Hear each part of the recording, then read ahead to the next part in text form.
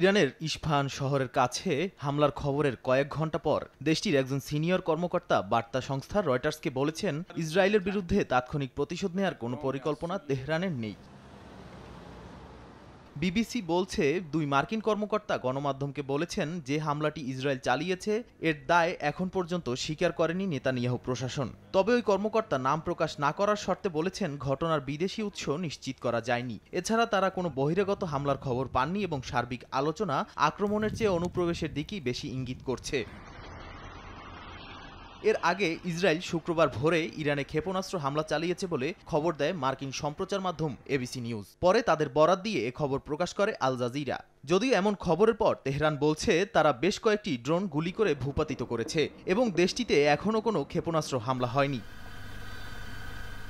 সামাজিক মাধ্যম এক্সে দেয়া এক পোস্টে ইরানের মহাকাশ সংস্থার মুখপাত্র হোসেইন দালেরিয়ান বলেছেন, এয়ার ডিফেন্সের মাধ্যমে বেশ কয়েকটি ড্রোন সফলভাবে ভূপাতিত করা হয়েছে। আপাতত কোনো ক্ষেপণাস্ত্র হামলার খবর নেই। 1, 2, 3 ঢাকায় জমি জিতে নিন 100% ক্যাশব্যাক সহ 20 কোটি টাকার পুরস্কার। বার্তা সংস্থা ফার্স জানিয়েছে, ইরানের ইস্পাহান শহরের কাছে অবস্থিত শেখারি সেনা বিমান ঘাঁটির কাছে 3টি বিস্ফোরণের শব্দ শোনা গেছে। এদিকে ইরান ইসরায়েলে শতাধিক ক্ষেপণাস্ত্র ও ড্রোন নিক্ষেপ করার পর ইসরায়েল আগেই সতর্ক করেছিল তারা পাল্টা আঘাত করবে।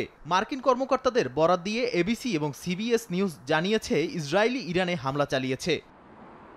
ইসরায়েল ইরানের বিরুদ্ধে সামরিক অভিযান চালিয়েছে বলে নিশ্চিত করেছেন মার্কিন কর্মকর্তারাও। তবে এ বিষয়ে বিস্তারিত কোনো তথ্য দেননি তারা। নাদিম মারজান, সময় সংবাদ।